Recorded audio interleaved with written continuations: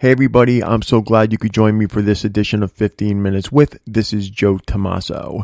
We're going to be speaking to Jesse James Hollywood. Our last call was cut short due to not having enough money on the phone account.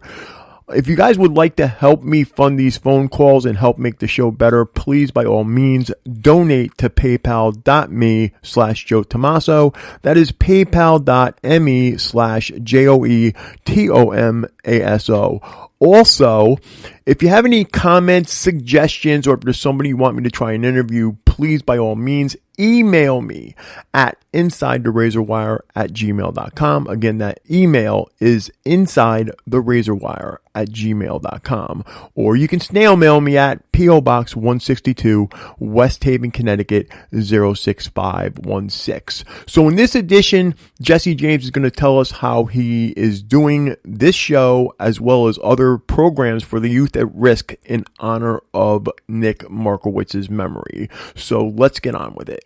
An inmate at the R.J. Donovan Correctional Facility, San Diego, California. This call and your telephone number will be monitored and recorded. To accept this call, say or dial 5 now.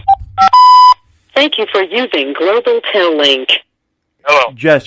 What up, Joe? Okay, so... You know what? All praise and glory to God. I appreciate you for giving me the opportunity. And definitely, everything I've been doing and everything I'm doing and everything we're doing here is not only for the kids, for the youth at risk out there, but definitely for the honor of Nick Markowitz. And, I think people, if they're on the internet blogs and stuff like that, they're quick to judge. And the Bible teaches us that we'll be judged at the same measure. It goes to John 8, I believe, in the Bible. It says, Jesus said, he who is without sin among you, let him throw the stone at her first, referring to the woman they caught in an act of adultery. And I think people have been quick to judge me for years, and it gets to the point where there's no opportunity for rehabilitation or second chance here, and that's a crime and punishment mentality. And I can understand that completely in certain cases, too, where they were the principal person who actually did the act. But I think my situation... and I'm not complaining and I'm not crying about the case. I mean, the facts of the case is they got the guy who did it on death row. And the Bible says an eye for an eye. I'm a Christian. I'm a believer, and I understand. I took responsibility for what happened with Nick since day one. And at my trial, I stand by my trial testimony. And I think people go without knowing the full facts of what's going on and tend to make quick judgments and hasty decisions. Right. I mean, you and I have spoke before, and, we know that the individual that actually did the killing is on death row. Correct. The general public has this assumption that you actually ordered the killing of him, and we've spoke about this in the past. As a matter of fact, on a previous show, we spoke about this as well, and you explained what really happened. So I don't know if maybe you want to go into that again really quick and just explain to people what really happened. I would love to get the juror number 3 to come on your show and speak to the mass about what she heard at trial and why they convicted me. And I think that would be something interesting, and how the felony murder rule works, and explain that to the masses. And I think that could be done. I mean, with a platform like you have, the juror, she came forward right away, recanted, and she was pretty clear. The only reason I got convicted was because of the felony murder rule, which was I admitted to kidnapping Nick and taking him to Santa Barbara. So I mean, that was the key piece of evidence to the case. This call and your telephone number will be monitored and recorded. No one's really clear of that. I think the media initially they portrayed it as a murder and a kidnapping over a drug debt, which is incorrect. Mm. And then once they got the conviction, they continued to portray it as that. And the problem with that is when I get a story, if it's incorrect to begin with, and we keep repeating the same wrong story over and over and over, it doesn't make it correct if it was incorrect to begin with. Right. So, I mean, if people, to get the facts straight, they can go, it's public record, they can go and read the transcript, and they can see clearly that it was never proven, nor there was no evidence. The main evidence they had, everything they brought in there was quelled. The biggest evidence they had was a supposed solicitation by phone call from me to Santa Barbara Jesse Ruge with the gravedigger himself, who's out there, who has a wine and cheese store in Santa Barbara right now. He was out there. He said that I called Ruge at his home in Santa Barbara and solicited the murder. Well, when we got to trial, we brought the DA investigator, Paul Kimes. This is all public record. These are facts. These are irrefutable facts. And I can show them to anybody who would care to listen. And I've done it for years, but the thing is, I'm not here to cry about the case or anything like that. I want to help people. And when I came to you, initially, I told you I wanted to bring other brothers that are dedicated to changing their lives into this for a reason. Right. That in itself shows, I mean, did I or did I not come to you and say, look, I don't want this to be about me. I want to bring other brothers and show that they're dedicated to changing and dedicated to being law-abiding citizens and out there to help others and to help the community and to help society as a whole. Right. Kingdom. So, I mean, that's what I've been dedicated to since day one as far as this endeavor here. And that's what you've been doing. You've been telling people what it's like on the inside. I mean, I want to throw this out there too, because I've been on this with my guest all this past, week and a half now. I'm trying to make people, see that what they see, especially because California, you're in California, and one of the places that, that the show Lockup goes to is California. I need people to know that what you're seeing on TV right now, for Lockup and shows like that, that's not what the real thing is. It's not what prison is really about. It's a watered-down situation. I'll tell you from my perspective, every individual is going to have a different. They're going to have a different experience. For me, when I came to prison, 2010. Wasco State Prison reception, filthy, dirty. I was in the hole because I'm a high notoriety inmate. They didn't want to put me on the main line because they feared that I would be killed and that I would be in dangerous situations. I told them, no, you need to put me on the main line because in my mind, in my false criminal identity, I still consider myself a criminal at that point. I still consider that part of my criminal career. This is in 2010.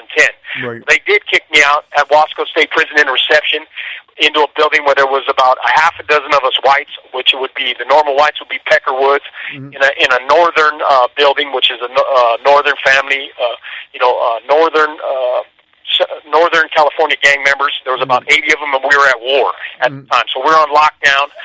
And what happened was, and I'm just giving my experience. Everybody's experience is different. There's other people that could have been put. They go directly into other situations. They came in and they tried to get me out of there a couple different times. I refused. Classification came. Do you know where you're at? We know who you are. You're high notoriety. Somebody's going to try to make a name for themselves. Well, I remained unscathed. Praise God. All by just God's grace. And I made it to Calipatria State Prison. Everybody told me when I was at Wasco, they said, "Oh, don't worry. The woods. There's nothing going on. It's just us against the cops."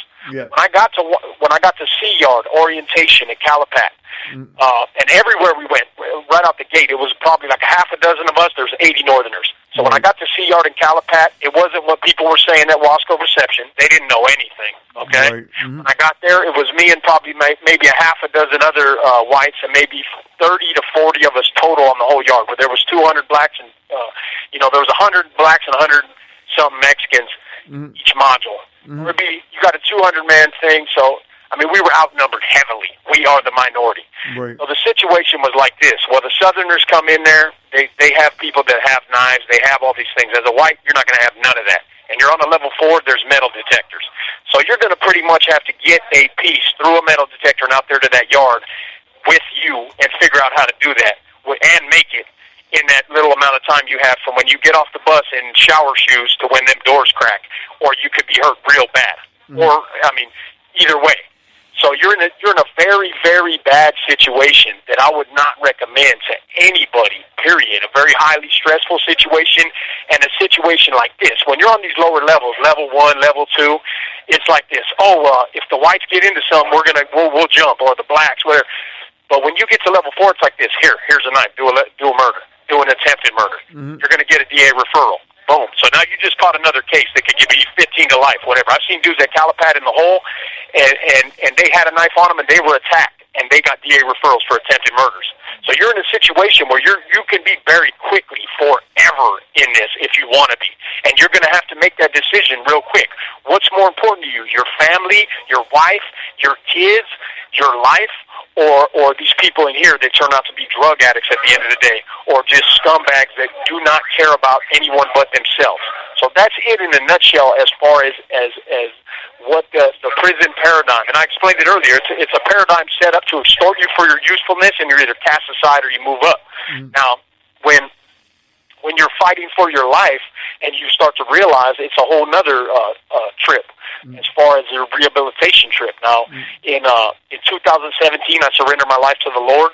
In 2018, I had a spiritual awakening, and I've been pushing hard for the last 3 years on a marathon pace of self-help and rehabilitation and victims awareness and pretty much just honor my life to my victims. Well, that's the thing, too. Now, you've changed. Since 2017, you've changed. You've actually started dedicating your life to making sure that, people realize that you can change. You can make yourself better. You can get out of there in one piece and dedicate your life to helping others. Me, I had a passion as a criminal at doing what I was doing, this false identity as a criminal. I had a passion to sell pounds of weed. I had a passion to have that the glory of having the low riders, the fancy cars, and trying to have girls and money and having the big sack of weed. And, that same passion, I'm taking that now, and we talked about transferable skills. Mm-hmm. We're down in the gutter here. We're down, washed up life sentences, but you got these men in here that have courage. They say that courage is the standing army of the soul that keeps it from conquest, pillage, and slavery. And when we're down, we got to get up. We got to get up, and we got to still have that courage and still have that passion and still take that passion we had as criminals and take it and use it for the good. And that's what we're trying to do here. That's what these men that have dedicated their lives to change, that's what they're doing. And, they say the best rose bush, after all, isn't the one with the fewest thorns, but the one that bears the finest roses. Mm-hmm.